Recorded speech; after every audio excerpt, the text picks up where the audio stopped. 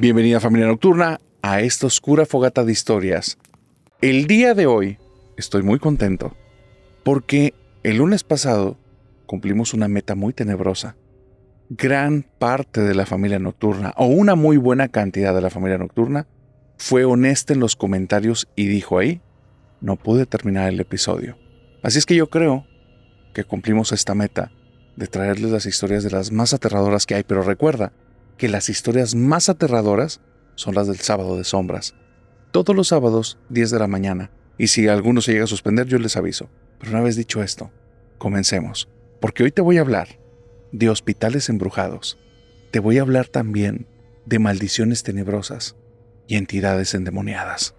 Y una vez dicho esto, comencemos con esta oscura fogata. Y para todos los nuevos, te recomiendo que no apagues la luz. Iniciamos.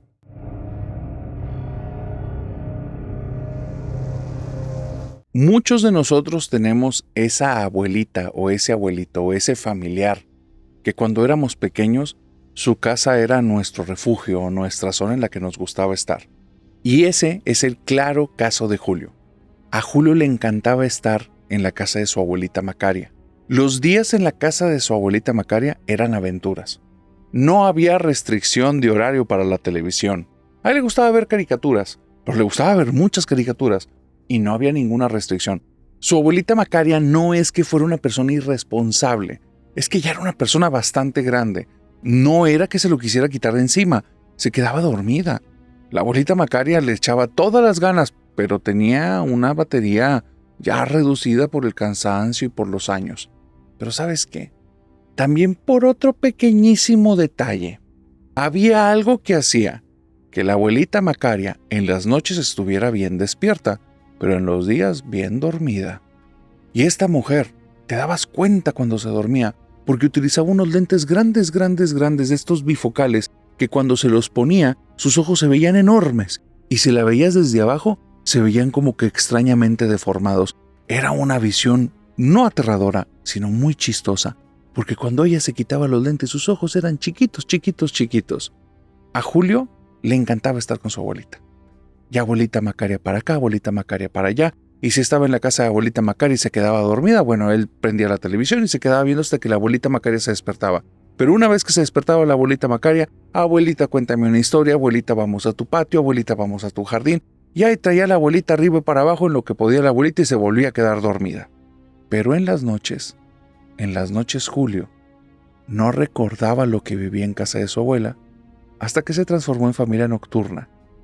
Y esto lo llevó a hacer preguntas en su familia que lo acaban de dejar absolutamente aterrado. Por las noches en la casa de la abuelita Macaria se escuchaban muchos ruidos. Se escuchaban ruidos a lo lejos de la casa, como si hubiera un tipo de llanto o aullido. Y la abuelita no dejaba pasar ni un solo segundo. Cuando Julio se ponía nervioso y le decía, abuelita, ¿qué es eso que se escucha? Iba y abrazaba al niño y se le llevaba a un cuarto, cerraba las ventanas, cerraba la puerta y se ponía a cantar en voz alta. Y le decía, ya duérmete, mijo, ya duérmete, mijo. Y entonces Julio empezaba a decirle, abuelita, pero se escuchan mucho. Es que son esos ruidos que están afuera. Es un gato que está maullando, hijo. Es un perro que está aullando. Después, abuelita, pero están ladrando muchos perros, pero suena como alguien que llora. No, mijito. Es un perro y es un gato. Ya no estés neciando, mijo. Ya, Julito, póngase a dormir. Y siempre lo tapaba, le ponía su colchita hasta el cuello. Y después de eso le sacaba uno de los bracitos y empezaba a hacer que siguiera como un signo de la cruz, pero en todo el cuerpo. Y empezaba a decir, bendice esta cama de campo a campo, que no se le arrime ni cosa mala ni cosa de espanto, solo Dios y el Espíritu Santo. Era la oración que siempre decía la abuelita Macaria ahí antes de que Julio se durmiera. Y esos momentos para Julio eran momentos muy bonitos, él se quedaba muy dormido y ya. Ahora que es adulto, se da cuenta de algo, que es lo que lo aterra tremendamente. Lo primero es que la abuelita Macaria en las noches sí estaba muy despierta, y sus ojos en esos lentes de botella eran enormes, y en la noche en ningún momento parecía que tenía sueño. Pero ahora reconoce los gestos. La abuelita Macaria tenía miedo. Solo de niño no lo entendía, le creía lo que le decía, pero ahora capta cuando me decía la oración y me agarraba la mano, temblaba más que nunca. Cuando me hablaba, su voz era muy temblorosa. Y Julio, ahora escuchando estas historias y escuchando que muchas personas se ponen a preguntar a su alrededor si algo había ocurrido en su infancia, decidió ir a preguntarle a mamá y a papá si conocen algún secreto de aquella casa de la abuelita Macaria que al día de hoy en paz descanse. Y sus papás le dijeron: pues sí, mijo, cuando se murió tu abuelita la vendimos al día siguiente, no nos pudimos ni esperar. Al día siguiente es un decir. Y entonces él les dijo: ¿pero por qué? Pues porque ahí se aparecía la Llorona, mijo. Tu abuelita nomás no la quería vender porque fue un regalo de tu abuelo, pero se aparecía la Llorona. Cada vez que nosotros queríamos llevarte nos decía: por favor, no lo dejen aquí, están poniendo al niño en riesgo. Y ella nos contaba que tú le escuchabas y ella te ponía a decir que eran perros, que eran gatos, pero era la Llorona. Y te cerraba la ventana porque tu abuelita en muchas ocasiones cuando iba hacia la ventana para cerrarla, la veía ahí en el patio. Y esta mujer estaba parada y se venía hacia la ventana. Dice: ¿no te acuerdas que tú muchas veces venías diciendo: mamá, papá, en la casa de abuelita Macaria me tocan la ventana en la noche? Y cuando se acordó Julio, se le fue la sangre al piso. En más de una ocasión, él había estado en presencia de la Llorona, solo no se acordaba, creía que eran gatos y perros, porque la linda abuelita Macaria no quería que su nieto se asustara. Y ahora me gustaría preguntarte, ¿qué te diste cuenta que era algo aterrador hasta que ya fuiste adulto?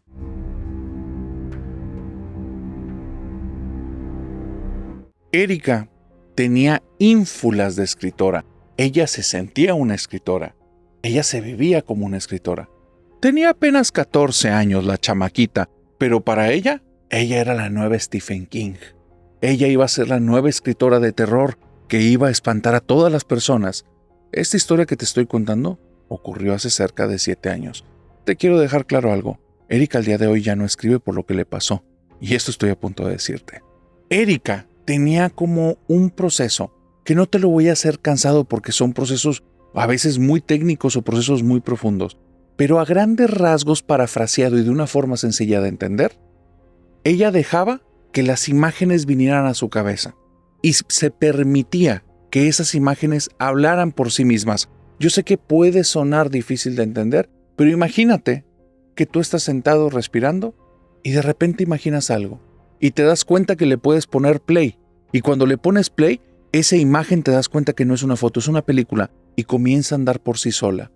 A Erika le pasaba esto y cuando ocurría eso, en ese momento se ponía a escribir lo que estaba viendo en su mente. Ya te puedes imaginar, la letra era espantosa. Después tenía que descifrar todo lo que aparecía en esa hoja porque parecían jeroglíficos, letra cuneiforme y muchos otros idiomas que ella jamás había visto. Así es que el proceso más difícil para Erika no era escribir, era descubrir que escribió. Las películas pasaban una tras otra en su cabeza y ella tenía un problema, y un problema que se daba cuenta al instante. Una vez que la película se acababa, era como si lo hubieran agarrado y tirado a la basura porque se eliminaba de su cabeza y no la podía recordar. Solo se acordaba de lo que escribía. Cuando escribía y podía leer lo que escribió o los pedazos que escribió, ahí tenía entonces parte de la película y eso le ayudaba a tener como fragmentos. Sentía que con los años ella iba a mejorar. Hasta que un día ocurrió algo muy extraño. Un pensamiento invasivo. Un pensamiento que se dio cuenta que era diferente. Una película distinta al resto de las que ella vivía en su cabeza. Ella se sentaba en su habitación en una silla grande, en una mesa bastante grande, en una zona muy cómoda, con mucha iluminación, y justo frente a ella, una libreta de rayas. Era algo así como tamaño oficio, tal vez no es el nombre del tamaño que tienen, pero más allá del tamaño habitual, estamos hablando de algo bastante grande, casi 45 centímetros de largo y casi 30 centímetros de ancho. ¿Dónde conseguí esas libretas? ¿Quién sabe? Pero tenía puras libretas de ese tipo. ¿Por qué? Porque su letra era horrible y lo sabía. Entonces mejor espacio y darle vueltas y estar apuntando menos para hacer las letras más grandes. Y ahí tenía su pluma y simplemente se quedaba viendo la nada y cuando comenzaban a venir las imágenes empezaba a escribir. Estando ese día en su habitación, vino una imagen diferente. La película que veía en su cabeza era distinta. Tenía un marco diferente, un marco amarillo, un marco que estaba como llamativo en las esquinas y eso hizo que prestara demasiada atención. Por primera vez estaba viendo una película en alta definición en su cabeza, porque todas las películas que veía a veces eran en blanco y negro, a veces parecían dibujos animados, a veces parecían como bocetos escritos a lápiz, nunca algo en 4K que le pudiera hacer zoom y que pudiera ver detalles así, algo tan real. Y era absolutamente aterrador lo que estaba viendo. Ella veía a una persona que parecía una niña, pero no lo era. Una mujer de la que no sabe su edad, de tez muy blanca, que estaba en un lugar muy oscuro que le daba la impresión que estaba bastante sucio y estaba solo iluminado por velas. Había diferentes mesas ahí, diferentes sillas, todo ahí era de madera y parecía rústico, como si ella misma o alguien más lo hubiera hecho, pero no un artesano, no un carpintero, cosas mal hechas. Velas distribuidas en todas partes en un lugar que todo es de madera es peligroso, pero esa niña no parecía importarle. Esta niña traía puesto como un vestido de estos de muñeca antigua. Era de un color violeta o morado. Como es medio oscuro el lugar, no lograba verlo con tanto detalle, pero sabía que estaba en este rango de colores. Posiblemente traía algunos acabados de color negro, porque traía un moño atrás, traía un listón que le sobresalía en la parte del cuello, y este vestidito traía unos remates donde acababan ciertos solanes como de un encaje, a veces en color negro, a veces en color gris. Se veía algo costoso, muy bonito, caro, pero a la vez aterrador. Ella se da cuenta que en lugar de botones tiene pequeños cráneos y los cráneos son de color plata. Y esta cosa que parece una niña tiene una sonrisa que no le puede pertenecer a un niño no sonríe así. Es una sonrisa maliciosa, es una sonrisa de alguien que ha hecho el daño a muchas personas y le gusta, lo saborea, es algo que disfruta. Si alguna vez has visto sonreír a una persona que no tiene corazón y disfruta de hacer daño a otros, estás viendo ese tipo de sonrisa. Una sonrisa totalmente falta de empatía, totalmente falta de gracia. Es un deleite por la maldad. Las manos de esta niña tenían las uñas largas, y es ahí en las manos donde podías notar que no era una niña porque la piel estaba un poco arrugada, mucho más arrugada que cualquier niña. Iba de un lado para otro. En las mesas había papeles, había lápices que se veían antiguos, no lápices de los actuales, ni siquiera eran de marca, trozos de madera que tenían ahí una punta de carbón, y lo más llamativo era que entre esas mesas había una mesa que pudiera ser el centro de la habitación, que era más pequeña, rodeada de velas, en la que había una muñeca vestida exactamente igual que ella. Ella va con la muñeca, se limpia la lengua con la mano y con la mano llena de saliva empieza a llenar a la muñeca, que es una muñeca de porcelana, por todas partes de esa saliva. Va a otra de las mesas, trae algún objeto que se ve punzocortante, se hace daño en el cuerpo y con este líquido vital rojo empieza a manchar a la muñeca también. El vestido, que era totalmente morado, empieza a tener manchones negros y se ven parecidos a los manchones que tiene el vestido de ella, el vestido que trae puesta. Y esta imagen que está viendo no es nada más lo que ve, es la sensación del lugar. Es un lugar malo, es un lugar en el que si por error llegas a entrar, no vas a salir de ahí con vida. Esa cosa que estás viendo ahí se va a encargar, y por más pequeña que se vea, no importa qué tan alto y fuerte seas, no vas a poder hacer nada. Esa cosa que está ahí, que parece una niña que no lo es absolutamente malévola, es absolutamente oscura. ¿Y sabes qué es lo peor? Sabe perfectamente que la están viendo, porque de repente se voltea y le mantiene la mirada a Erika. Erika siente que esa mirada es la cosa más horrible que ha visto. Son unos ojos que tienen un brillo propio, cierto colorcito como grisáceo, un ojo que nunca ha visto en la vida real, un ojo que parece más bien de muñeca. Cuando ve esos ojos, siente como si eso que estuviera viendo, de alguna forma, quisiera entrar en ella. Algo que no se puede describir. Era como si la película tuviera vida y de repente le salieran ramas y las ramas comenzaran a enredar a Erika por la cabeza, por el corazón, por dentro de ella. Comienza a gritar y es entonces que se da cuenta que solo está tiesa en su escritorio, no ha escrito nada, tiene la boca abierta y le duele la quijada. ¿Cuánto tiempo lleva gritando sin voz? Nadie sabe. Perdió la noción del tiempo. Se levanta de ahí absolutamente turbada de esta situación, se siente muy incómoda, no sabe qué fue lo que pasó, jamás le había pasado esto. Durante los siguientes 3 días no escribe, no toca la libreta, apaga ese lugar en el que escribe y no quiere saber nada. Pero el cuarto día se da cuenta que no debe ser una cobarde. Simplemente fue una imaginación muy realista, es todo. Va, se siente en su sillota frente a su gran escritorio en su libretota y de repente el marco amarillo está otra vez frente a ella y no se puede mover. Quiere cambiar de película, quiere ver otra cosa, no puede hacer absolutamente nada. La película inicia donde se terminó la vez pasada. La mujer le está viendo directamente a los ojos. Va caminando hacia la muñeca. Toma la muñeca por la cabeza. Va caminando a uno de los bancos. Toma un papel, comienza a voltearlo y se lo muestra a Erika. Es una fotografía de esta chica en color sepia, agarrando con una mano a la muñeca y sosteniendo una foto en la otra mano. Algo absolutamente aterrador. Y Erika nada más ve cómo sonríe y comienza a agarrar el papel y a meter esta fotografía en la parte de la espalda de la muñeca. Es algo horrible, porque lo que está viendo, siente ella como si se lo estuvieran haciendo a ella. Siente una mano que se le empieza a meter en la espalda, siente que hay una mano que le está presionando la cabeza y hay algo peor, como si un montón de grilletes la tuvieran atada a la mesa porque no se puede mover. Quiere patalear, quiere gritar, quiere que eso deje de pasar y de repente todo se vuelve negro y ella recobra la conciencia y está igual. El cuerpo está totalmente tieso, está sentada en su habitación y la quijada le duele, está la boca abierta. Cierra la libreta, ya no quiere escribir. No le interesa escribir. No quiere saber nada de esto. Durante los siguientes días, Erika lo que quiere es recobrar la compostura. Dormir le da miedo, cerrar los ojos le da miedo, imaginar le da miedo. No quiere saber nada de imaginar. Se pone a hacer diferentes cosas que le ayuden a distraerse. Cosas que sean muy físicas, cosas que no tenga que pensar. Lavar, planchar, barrer, trapear, lo que sea. Lo que sea.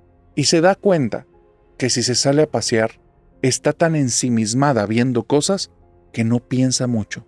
Así es que agarró una rutina muy peligrosa. Comenzó a caminar sin rumbo, viendo casas, viendo personas, y de repente estaba en medio de algún lugar que no sabía cómo llegó.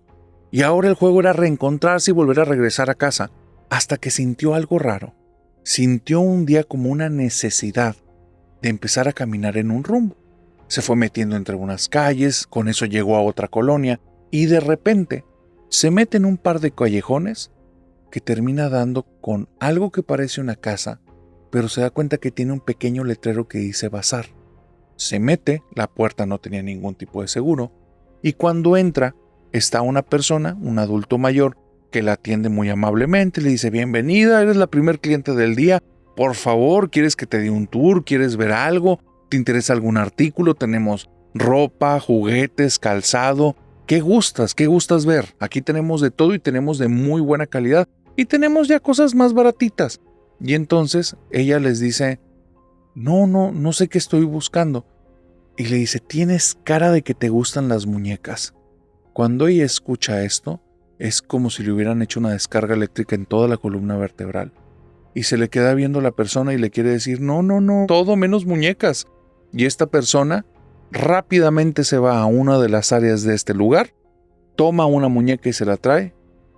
Y es exactamente la muñeca que había estado viendo en sus imágenes mentales. Ella comienza a ir hacia la muñeca de forma como inerte, y dentro de ella hay una pequeña vocecita, una voz que reconoce al instante. Es la voz de su abuelita. Y su abuelita le dice al oído: no la toques. Pero hay algo ahí, hay algo que le gana a esa voz, hay algo que le gana a esa instrucción, a esa recomendación. El impulso que tiene no es dueña de su motricidad, así es que toca la muñeca, la voltea, le mete una mano a la espalda y saca una fotografía donde está algo que parece una niña y está muy borroso para ver detalles, pero con una mano está sosteniendo la cabeza de la muñeca y con otra está mostrando una fotografía que no se ve qué es lo que tiene la fotografía puesto. Cuando ve eso, casi deja caer a la muñeca y el señor se la quita y le dice: espérate, esta es una muñeca muy cara. Y ella le dice: está bien. Y el señor le pregunta: ¿cómo sabes que tenía esa fotografía? No sé, ahí se la dejo. Erika comienza a andar a su casa, tiene un miedo terrible y a partir de unas 2 o 3 cuadras comienza a escuchar una voz en su cabeza, una voz que jamás había escuchado, una voz que tiene un ceseo. Esas voces que cuando te hablan pronuncian mucho la S. Es una voz de una mujer que empieza a decirle cosas como sígueme, ven por mí, te espero.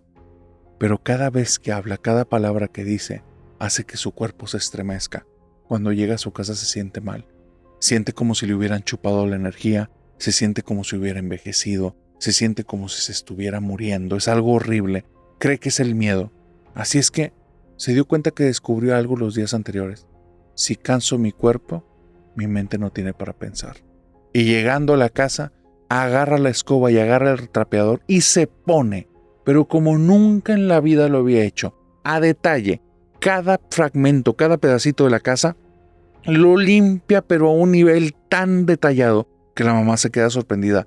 Las manos Erika las tiene llenas de ampollas y no le importa, de ahí se va a lavar los platos y le arden las manos. Eso en su mente cree que le sirve, porque ya no escucha la voz. Es tanto el dolor que tiene en las manos que ya no escucha nada. Y así lo sigue haciendo casi por 2 semanas. Como de repente ya no puede usar las manos, vamos a ponernos a caminar y caminar y caminar y caminar y caminar y caminar y caminar. Y mientras camina, empieza a tararear canciones, empieza a decir cosas. Y cuando se da cuenta que ella misma está diciendo lo que la voz del ceseo habla, se calla la boca, se muerde la lengua y se pone a caminar. 3 semanas después, teniendo muy claro que no quería volver a acercarse a esa muñeca, decidió agarrar todas sus cosas de escritura, tirarlas a la basura y empezar a hacer puras actividades físicas. 3 meses después, ya no había contacto con nada de esto. Pero dice que al día de hoy no sabe qué hacer. Le encantaría hacer la nueva Stephen King, pero no se atreve a agarrar un lápiz y abrir una libreta, porque tiene miedo que le vuelva a abrir la puerta esa cosa que parece que la quería para ella. ¿Y tú? ¿Qué harías en el lugar de Erika?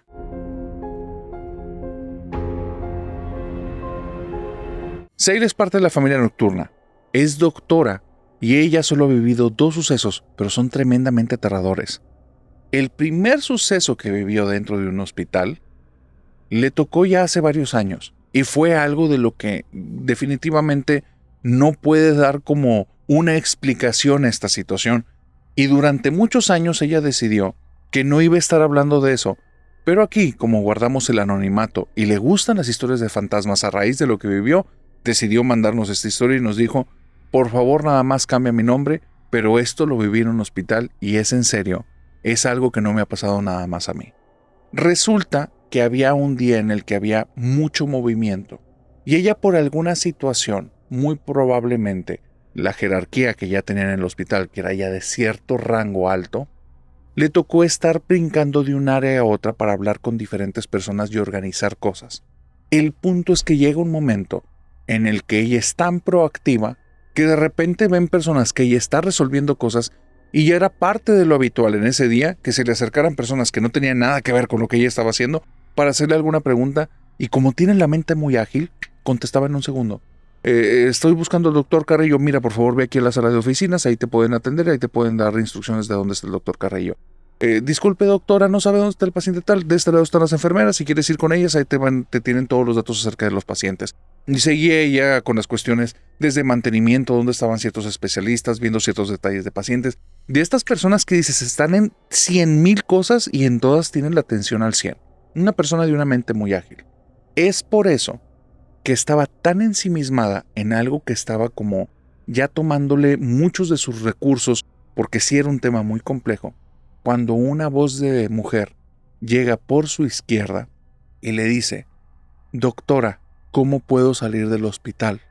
Y entonces ella nada más medio que voltea, pero no voltea completo, y ve donde hay una mujer que trae como una ropa blanca, y entonces actúa de manera rápido y le dice: vete derecho por esta puerta, terminando vas a llegar ahí un cruce de pasillo, da vuelta a mano derecha, y ahí nada más es da derecho. Si te pierdes, por favor, pregúntale a cualquier enfermera que trae bata blanca, así como la tuya. Y le dice eso, y regresa a sus cosas, y se espera como 3 segundos, y dice: qué extraño, esa es una bata de enfermera, porque una mujer me preguntó cómo salir del hospital y trae bata de enfermera. Y le dice: oye, espérate, y voltea, y cuando voltea, se queda con una escena que la deja absolutamente helada. Lo primero es que no se había dado cuenta que con la persona que ella estaba teniendo la interacción, estaba volteando al mismo punto que ella, pero estaba pálido completamente. Lo segundo es que el área en la que estaban era de acceso restringido. No debía de haber nadie fuera del personal del hospital. Y lo tercero es que esa mujer se estaba alejando de ellos, pero solo se veía de la cintura para arriba. No llegó a la puerta antes de que se desvaneciera, y la doctora simplemente se quedó con los ojos abiertos y ya no supo qué hacer. Dice, mi cabeza se colapsó. O sea, nunca había vivido algo así. Entonces, no cruzaron conclusiones por mi cabeza. Acabo de ver una mujer que se desvanece frente a mis ojos, la escuché, volteó a ver a la otra persona está absolutamente pálida y ya no sé qué procesar. Fue una obviedad, fue algo que dimos por entendido, que ya no íbamos a seguir con el tema que estábamos tratando. Así es que me fui caminando por el pasillo que se fue ella. Yo creo que inconscientemente la quería buscar para decirme, ve, fue tu imaginación, pero voy pasando por los pasillos donde me estoy dando cuenta que estoy en zona restringida y la puerta no se abrió. Punto, se desvaneció. Entonces estoy en este choque mental cuando me ve uno de mis muchachos y me dice, ¿qué pasó, doctora? ¿Se ve mal? ¿Se ve extraña?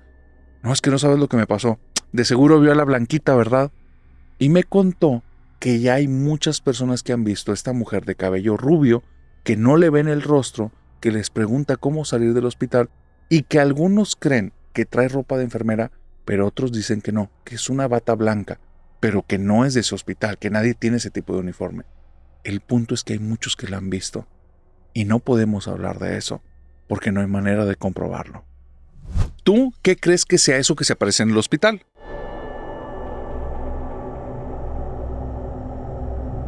Como ya te había dicho, la doctora Seila es una seguidora del canal y vivió dos cosas. Esta es la segunda cosa que vivió en el hospital. Ya había pasado un muy buen tiempo desde lo que te conté en la historia anterior. Y un día tuvieron una situación muy difícil.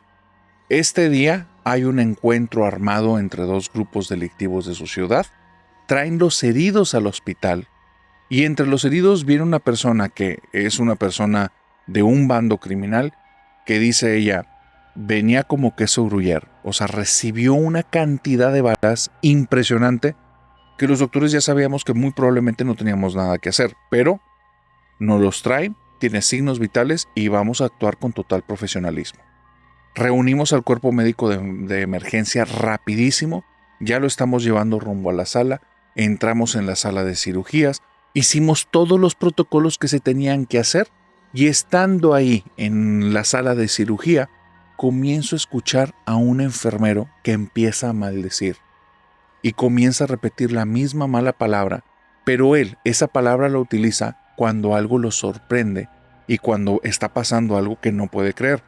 Usualmente utiliza esa palabra para bromas, como para una respuesta para cuando dicen algo como ¿cómo me vas a decir eso? Y dice esta frase, es una frase totalmente altisonante, pero la empieza a repetir y repetir y repetir y repetir hasta que llega un momento en el que me molesto y le digo, oye, no me importan cuáles son tus criterios y tus prejuicios, no es momento de broma, estamos trabajando. Y entonces alza la voz y dice, es que no ha visto eso, doctora, y me señala para un lado. Y tenemos un instrumento al que le llamamos tortuga. La tortuga es un cuenco metálico en el que depositamos como los restos de las balas y cositas que tenemos que sacar del paciente. Ese cuenco todavía no tiene nada más que sangre. Sangre porque en lo que nos estuvimos pasando cosas tocaron y el cuenco está en medio de una mesa totalmente vacía y está girando solo. Y está gire y gire y gire. Y entonces volteo a ver eso y le digo, ya, no estés haciendo bromas, carajo, concéntrate. Dice, no he tocado esa cosa, no sé qué está pasando. Entonces, yo regreso a mi trabajo, regreso con el paciente está gravísimo, como te digo, había recibido muchos impactos de bala.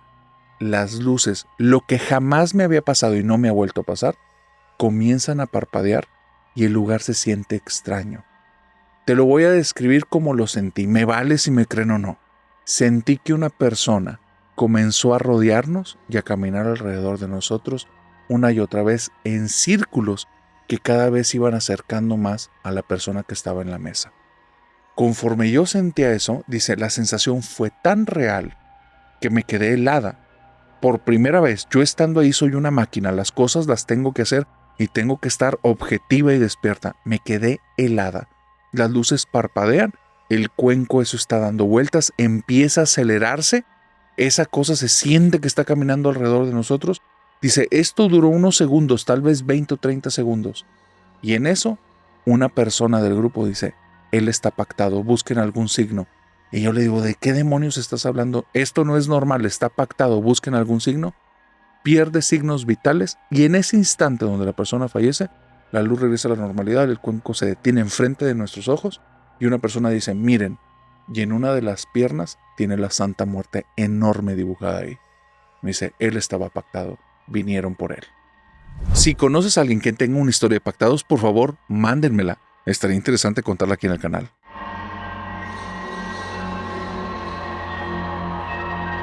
Esto que te voy a decir es 100% modo personal.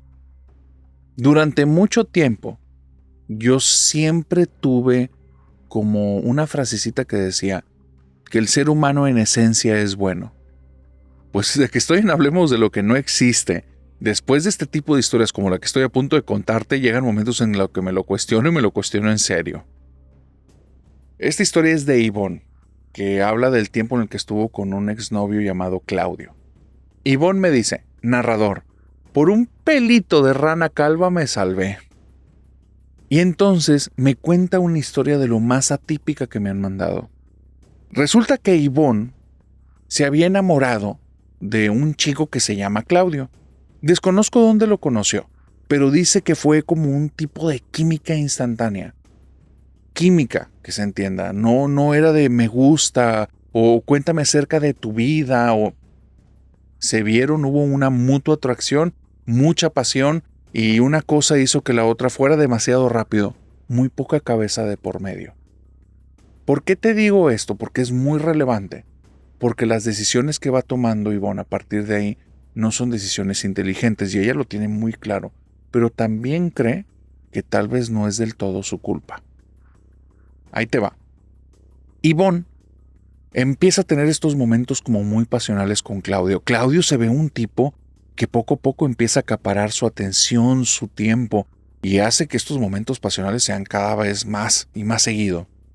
Así es que después de apenas 3 semanas de tener una relación cuya relación no tiene título, ninguno, ni son un veamos qué pasa, ni seremos unos tal vez futuros novios, ni nada. Nos encontramos, nos gustamos, andamos con cualquier nombre, lo que sigue, y se van a vivir juntos. Cuando ella se va a vivir junto a Claudio, que es parte de sus decisiones mal tomadas, ella rentaba un departamento en una zona muy bonita de la ciudad. Claudio vivía en una zona que no es por criticarla, pero era una zona peligrosa para Ivonne. Era una zona donde tal vez Claudio no tenía ningún tipo de problema, pero Ivonne sí podía tener problemas. Su carro no iba a doca a la zona. Su percha no iba a doca a la zona. Se notaba que ella desentonaba de ahí y no porque se viera en fachas, sino porque se veía demasiado elegante para el lugar. Eso hacía que todas las personas por donde pasaba se le quedaban viendo. Y no era un barrio nada agradable, era un barrio peligroso y conocido por lo peligroso. Y no le cruzó por la cabeza. No estaba enamorada, estaba apasionada. Llegaron a este departamento y que se entienda lo inauguraron. Después se dio cuenta que 2 de los cuartos que estaban atrás estaban ocupados por personas y estaban ahí.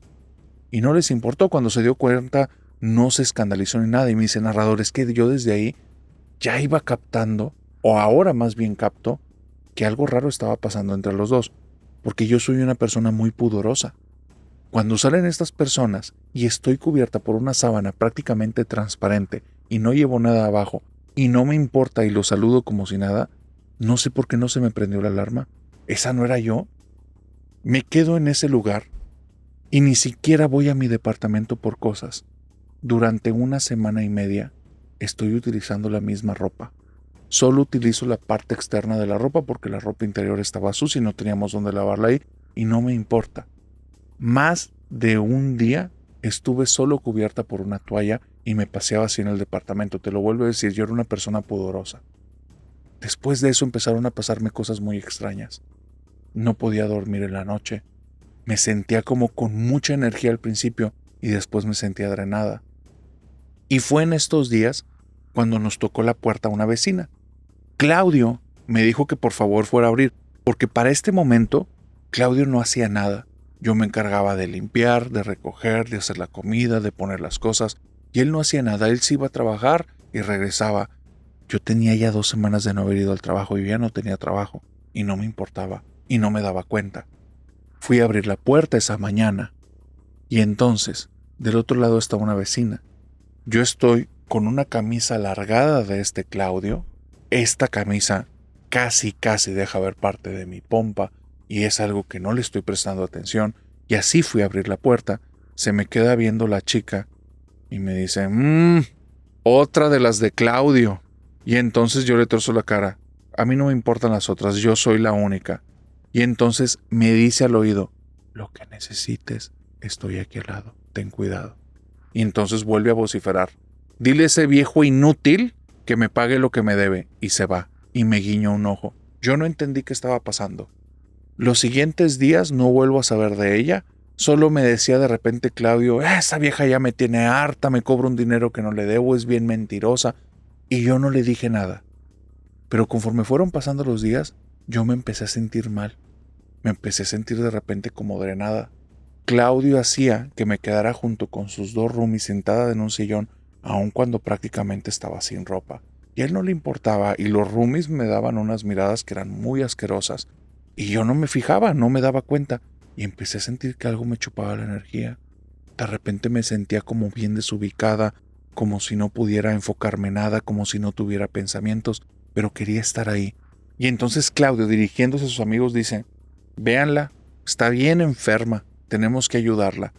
Y entonces, como yo me sentía mal, nada más muevo la cabeza de arriba abajo, me da las manos para que yo alce mis manos, me quita la ropa enfrente de ellos, y entonces empiezan a hacer como una limpia con un par de piedras, unas ramas y un huevo que la recorren por todo mi cuerpo, y yo les doy las gracias, narrador. Vuelvo a decir, yo no entiendo qué me pasaba, pero todo lo que estaba pasando ahí estaba mal. No hicieron nada más que eso, pero ya eso era demasiado. Y no me daba cuenta, y tampoco ponía altos. Y al día siguiente me sentía peor. Y al día siguiente peor. Ya habían pasado casi 4 semanas o 4 semanas y media. Me veo frente al espejo y lo que veo ahí es otra persona. Mi cabello perdió totalmente su brillo, mi cara se ve demacrada, bajé kilos, mi cuerpo no se ve como unas semanas antes cuando llegué ahí, me veo envejecida. Tocan la puerta, yo me siento muy triste, muy mal, muy abatida y solo tengo una idea en la cabeza. Ojalá que Claudio me pueda ayudar porque ya nadie me va a querer así. Y entonces cuando estoy con esas ideas me están toque y toque la puerta de la entrada, voy caminando para allá, abro la puerta, estoy otra vez en una toalla nada más y es la chica de al lado y me dice, si no te vas de aquí, te va a enterrar como las otras. Vete, no eres la primera. Y entonces yo sentí que algo estaba pasando ahí extraño porque yo quería gritarle, quería decirle que se fuera, quería decirle que se largara, pero en lugar de eso empecé a llorar. Me abrazó, me llevó al departamento y entonces comenzamos a escuchar, como a media tarde, cómo llegó Claudio, empezó a gritar que dónde me había metido, que ya estaban a punto de terminar conmigo, que por qué fregados me había escapado, que quién fue el estúpido que me dejó escapar. Vino y tocó el departamento de mi vecina y empezó a decir, sé que la tienes aquí. Mi vecina me hacía señales de que me callara. Estuve ahí temblando de miedo, nunca lo había visto así a este hombre, y yo me sentía una nada. Cuando él se fue, me quedé entonces con la vecina y le dije, vamos al lado, ahí tienen mis llaves de la camioneta. Y dice, ya no te preocupes por eso, yo te voy a llevar a tu casa, tienes que estar bien, conoces a alguien que te pueda cuidar, no puedes estar en un lugar donde te localice, recuerda, te van a enterrar como las otras. Dice, narrador, me quedé un día y medio con ella, mi mamá me volvió a recibir, cuando me vio, la cara de mi mamá lo dijo todo, o sea, yo estaba mal lo que le sigue. Le dio las gracias a esta muchacha le dijo que cualquier explicación ella se la podía dar, pero que ella prácticamente me estaba rescatando, que no la culpara de eso y que por favor fueran buenas conmigo, que estuve casi 2 meses en manos de un brujo que no tiene corazón. Narrador, no sé, no tengo la menor idea de quién demonios es ese Claudio, jamás quise investigar, nunca reclamé mi vehículo, nada más di de baja las placas y de baja como si yo ya no lo tuviera, nunca levanté nada. Dice, pero al día de hoy ya pasaron unos años y créeme, ese tipo de cosas hacen que te des cuenta que las personas a veces no reflejan en su rostro la podredumbre que llevan dentro.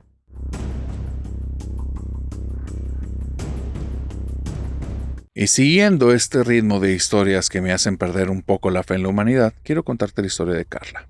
Carla prácticamente me mandó una confesión. Y ella me cuenta que ella durante muchos años vivió enferma. Era una persona que tenía pésima salud. Si no eran cuestiones de garganta, eran cuestiones de vías respiratorias. Si no era eso, eran dolores en la espalda. Si no era eso, era debilidad en el cuerpo. Anemia tras anemia tras anemia.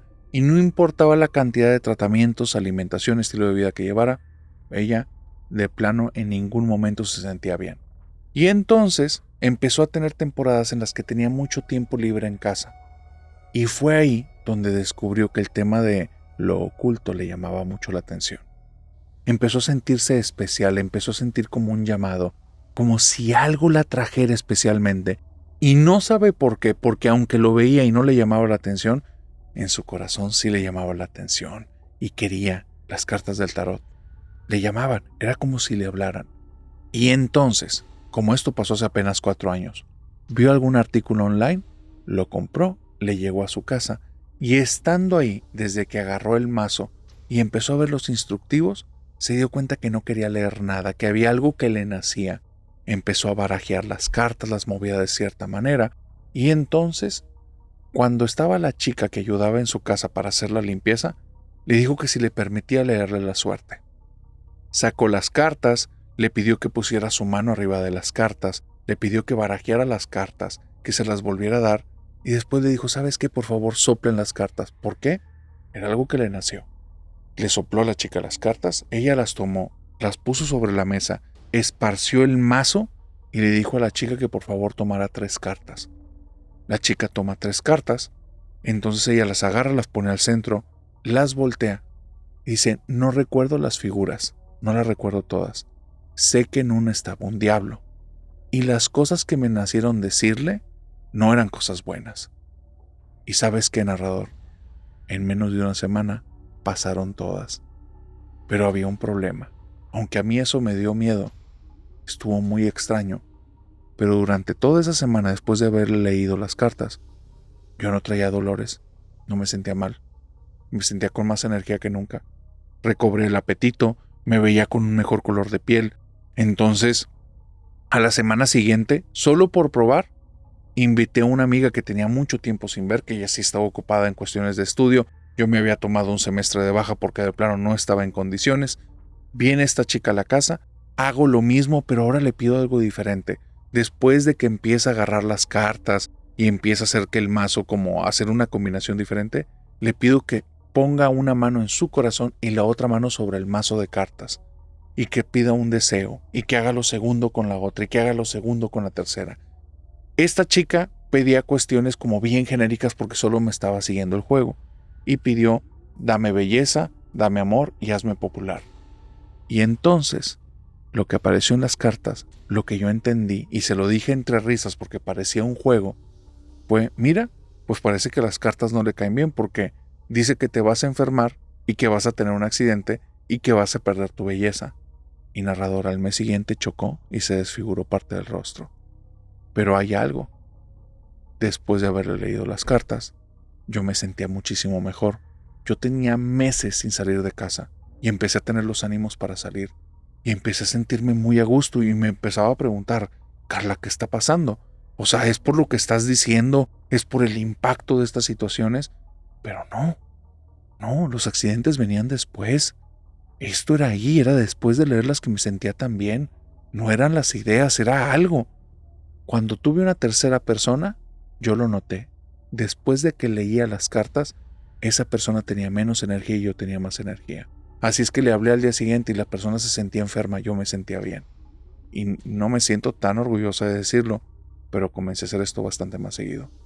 Me empecé a sentir cada vez mejor. Me sentía con autoestima, me sentía inteligente, con la mente muy ágil. Me sentía una persona que podía tener casi cualquier tipo de conversación, pero por sobre todo eso me sentía poderosa. Sentía que tenía un poder. Empecé a leer las cartas a personas que me empezaban a dar mala espina, que me caían mal, que yo sabía que era la persona que no le caía bien a un amigo, y toda la gente que quería, le dejé de leer las cartas. Porque en más de 10 veces que tiré el mazo, jamás me salió algo bueno. Siempre eran tragedias y se terminaban cumpliendo. Las personas, como no eran de los mismos círculos, nunca se pasaron la voz. Y como esas tragedias les daba vergüenza, yo creo que nunca revelaron la verdad. Porque a la fecha, de vez en cuando, me pongo a tirar el mazo cada vez que alguien me cae mal y cada vez que me siento muy débil, intento siempre y le ruego a Dios que no me vaya a salir la carta de la muerte, porque aunque dicen que es cambio, yo creo que conmigo va a ser literal. ¿Y tú? ¿Te leerías las cartas con la tarotista de las tragedias?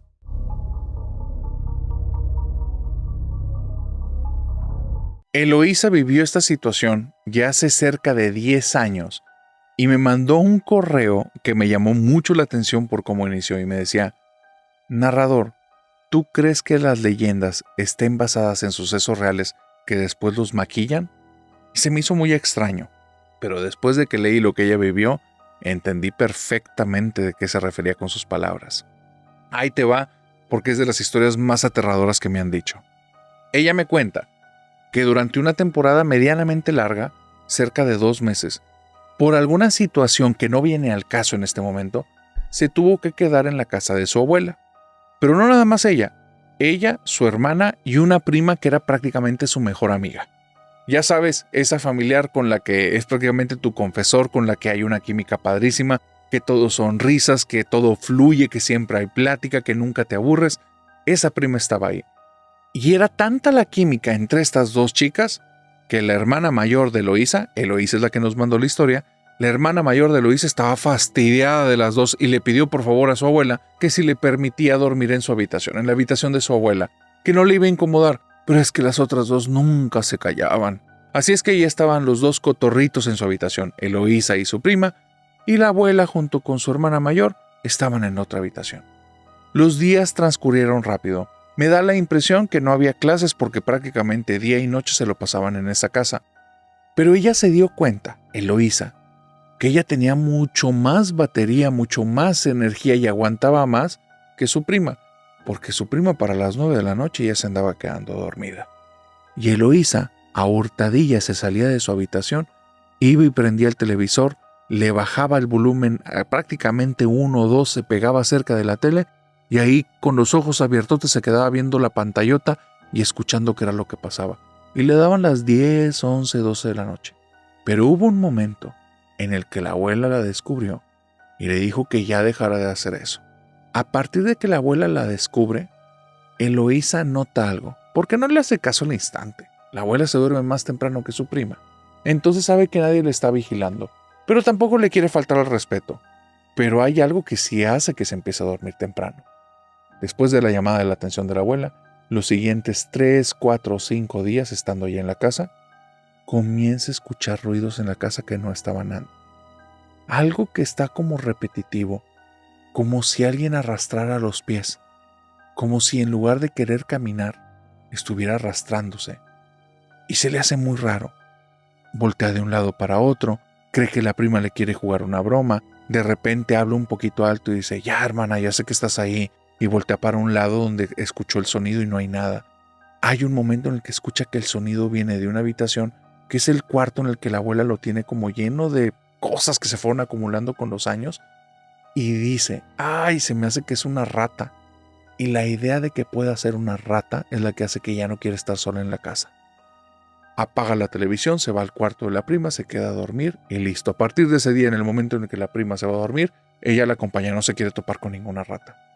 Pero parece que eso era una trampa y ella cayó redondita.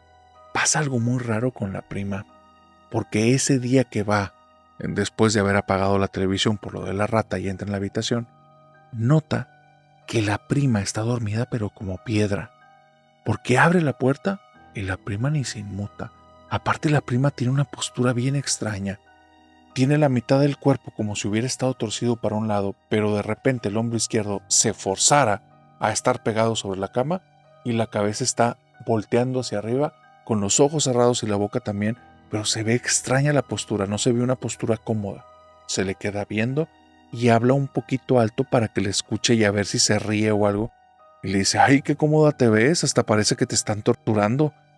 Y la prima no reacciona. Y se le hace raro porque la prima prácticamente siempre está al tanto de sus chistes y todo.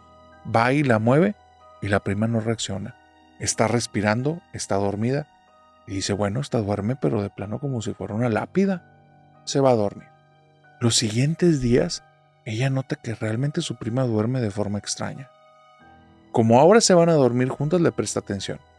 Y la prima se acuesta de un lado y siempre se acuesta de la misma manera, como haciéndose un ovillo, como en posición fetal. Siempre el lado derecho de su cabeza pegado a la almohada y siempre se está agarrando como las dos manitas en una posición como si fuera de hacer algún tipo de oración. Y después pasan un par de horas y está torcida al lado izquierdo con la cabeza hacia arriba, las manos están separadas, palmas contra la cama. Es extraño que tome esa posición. No se dan cuenta en qué momento lo hace. La intenta despertar, nunca logra hacerlo. Y así pasan un par de días.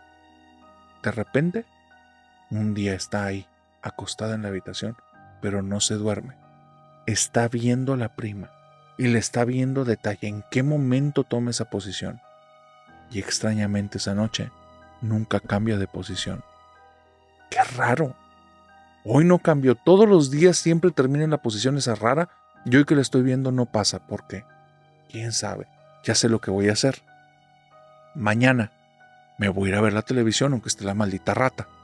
Y entonces, cada 10 minutos voy a venir para acá, voy a dejar la puerta abierta y me voy a asomar. Y a ver si ya cambió de posición. Va la primera vez, sigue en la posición fetal, segunda vez posición fetal, 10 veces posición fetal y en la 11 ve algo que la deja helada. La prima está en posición fetal, pero hay una mano que le está forcejeando para que tome la otra posición. Una mano de una mujer le está tomando del hombro y le está forzando contra la cama y tiene otra mano de esta mujer pegada en el rostro presionándola contra la cama. Voltea a ver y ve que estas manos son totalmente blancas y van subiendo por una bata blanca y de repente lo único que ve es como un cabello ondulado, con un cabello muy extravagante, como si fueran, imagínate, como caireles y caireles de un cabello oscuro, pero que estuvieran ahí teniendo una cantidad de cabello y una cantidad de cuerpo que tiene cierto movimiento como si hubiera viento, que no lo hay, al punto que parece que tiene vida propia el cabello. Y se está moviendo, y se está moviendo. Y ella nota que entre el cabello hay algo que le está empezando a observar, y le da tanto miedo que grita, ¡Abue! ¡Abue! ¡Hay algo aquí en la casa! Y entonces se prenden las luces del cuarto de la abuela, y cuando se prenden las luces, la luz llega a entrar hasta el cuarto de estas chicas de alguna manera, y cuando el primer haz de luz entra en la habitación de estas chicas, ve como esta mujer que está en total penumbra, en total oscuridad, algo la estira, algo la jala y la mueve a una velocidad vertiginosa hacia una de las esquinas de la habitación y la absorbe y desaparece. Y ella se queda helada. Cuando eso sucede, su prima comienza a respirar agitada al momento y abre los ojos y dice, estaba teniendo pesadillas. Esta chica narra lo que le pasó. La abuela le dice, por favor, tuviste una pesadilla, ¿qué haces tan tarde viendo la televisión? De seguro estás viendo cosas de terror, ¿qué te pasa? Y ella está impactada, aparte se siente muy ofendida por la actitud de la abuela porque ella no está jugando, y lo que acaba de ver de la prima. Esa postura que había estado teniendo los otros días es por esa cosa de seguro. Le está forzando a estar así, quién sabe por qué. La prima, y ahora lo notan todos, está un poco más flaca y está más débil que el primer día que llegó. Y come bien y tienen muy buena actividad física en el día. Esto se está poniendo muy raro. Hace que la chica que me mandó esta historia, Eloísa, se ponga bien paranoica. 3 o 4 días después, están desayunando la hermana mayor, Eloísa, su prima y la abuela, cuando la hermana mayor es la que dice, abuela, ¿tengo que decir algo? Eloísa no estaba echando mentiras el otro día.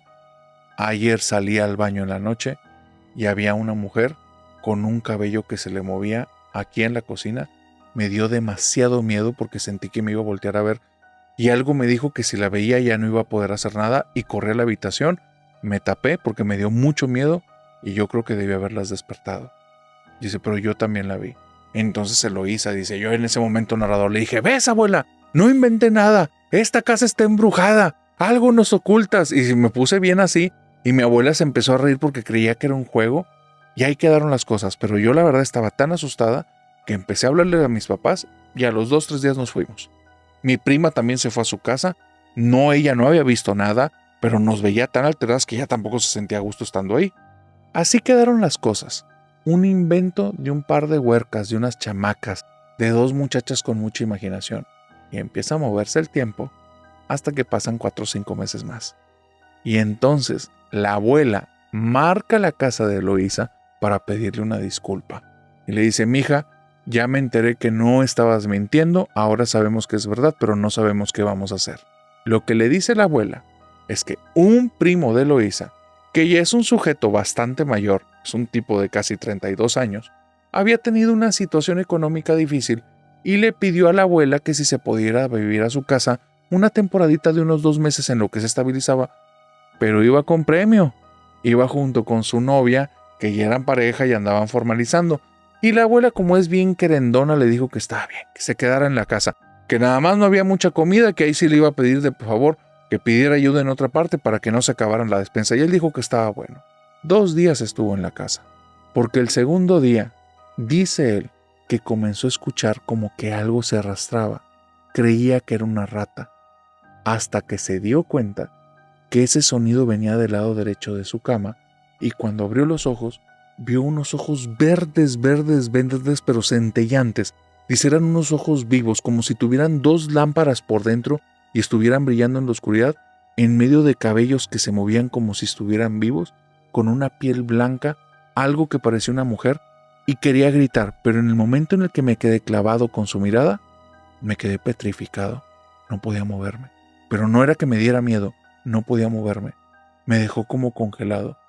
Esta mujer llegó, posó su mano sobre mi cara, sentí unos dedos helados en mi rostro, quería gritar pero no podía hacer nada, y en mi cabeza solo estaba la mirada de esta mujer, y ahí estaba grabado esos ojos verdes penetrantes que no eran buenos, no eran malos, era como ver alguna criatura salvaje que te veía, que sabes que en cualquier momento te puede morder, y de repente quitó la mano de mí, me hizo una cara como de asco, se fue caminando en una esquina y desapareció, y me pude mover. Dice, cuando me contó eso y me escribió la misma mujer, yo sabía que no estabas mintiendo. Y entonces Eloísa termina diciéndome, narrador, creo que ya sé por qué existe la leyenda de la medusa. Si alguna vez viviste algo como esto, por favor, pon la historia aquí en los comentarios.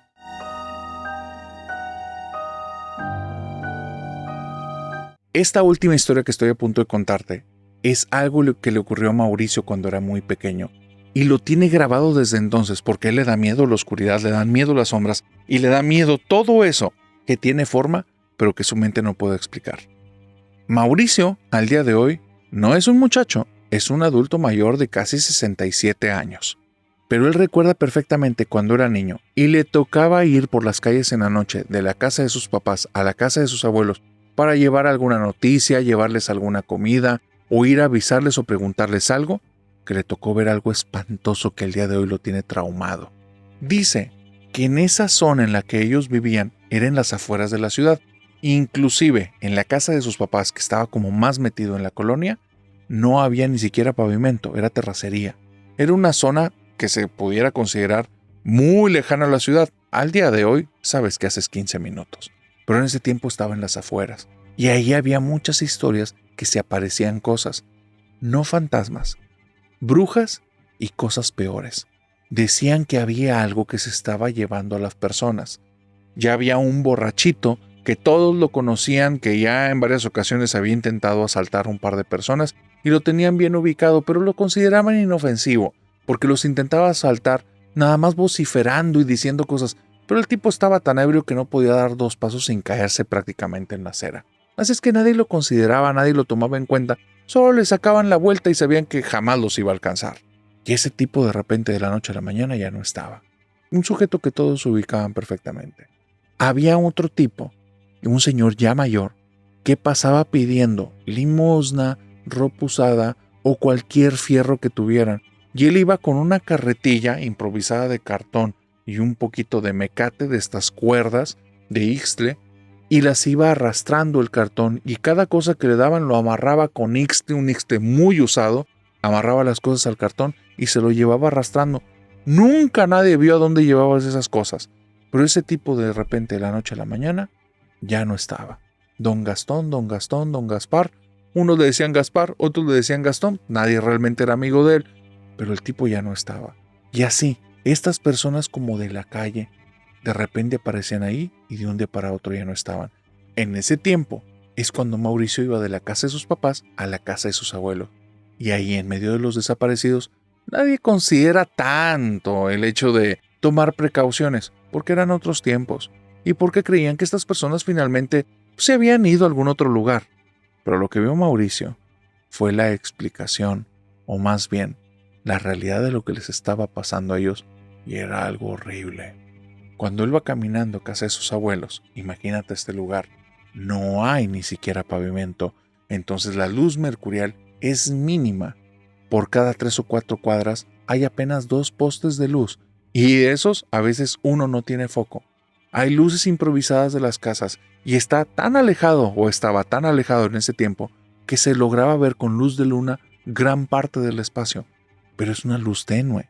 Como él salía de su casa, apenas su vista se estaba adaptando a la oscuridad, cuando al ir caminando en una de estas curvas de estas calles, ya casi llegando a la calle que tenía que entrar para la calle de sus abuelos, va caminando ahí, escucha como un pequeño quejido, voltea hacia un callejón, ve los pies de una persona que está arrastrando y hay algo que sale de entre las sombras que es como una garra muy peluda, lo agarra del pie y lo mete al callejón. Él se queda viendo eso, pero con un miedo terrible, porque lo que vio no es una pata de perro, no es una garra de un lobo u otra cosa. Era algo que tenía 5 dedos con uñas largas, absolutamente peludo, que por eso parecía una garra. Tomó a la persona del pie, lo metió, y ahora él se queda ahí temblando y escucha un gruñido que se dirige hacia él. Comienza a correr a la casa de sus abuelos y no les puede explicar ni lo que vio. Sus abuelos lo dejaron estar ahí pasó la noche, fue su abuelo el que tuvo que ir a casa de sus papás, y cuando estaba saliendo de la casa, Mauricio le decía que no, abuelito, no, por favor, no, abuelito, te va a comer, y no entendían de qué hablaba. Al poco tiempo empezó la noticia. Había un nahual rondando la zona. Mauricio sabía perfectamente que era verdad, los demás creían que era un mito. Si alguna vez viviste algo como esto, mándame tu historia.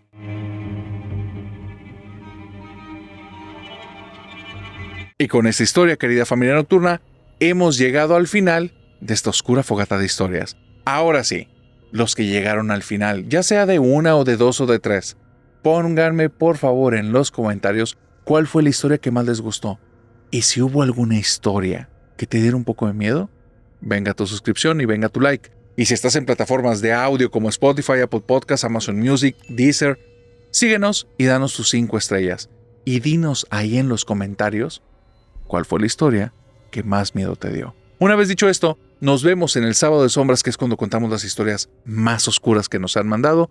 Próximo sábado, 10 de la mañana, ahí nos vemos. Ahora sí, querida familia nocturna, les deseo un bonito fin de semana y que tengan dulces pesadillas. Bye bye.